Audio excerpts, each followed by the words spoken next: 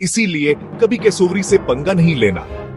दुनिया का सबसे खतरनाक परिंदा कोई कहानी नहीं, ये सच है। तो आइए जानते हैं कि ये परिंदा इतना खौफनाक क्यों है। कैसूरी देखने में रंगीन, बड़े ट्रिकी जैसे लग सकते हैं, लेकिन धोखा मत खाइए। ट्रिक है मित्रे, इस पर ये परिंदे 6 फुट तक लंबे हो सकते हैं और 30 मील फी घंटा से ज्यादा की रफ्तार से दौड़ सकते हैं। लेकिन असल खतरा उनके तेजधार पंजे, छरियों जैसे 5 इंच तक लंबे।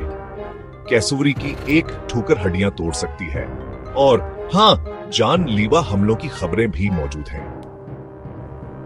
ये बहुत इलाकाई होते हैं, खास तौर पर अगर आप उनके एंडों के करीब जाएं। हां, तो अगर आपको कभी जंगल में कैसूरी नजर आए तो दूर रहें और फासले से तारीफ करें। याद रखें, जानवरों की दुनिया में खूबसूरती जानलेवा हो सकती है।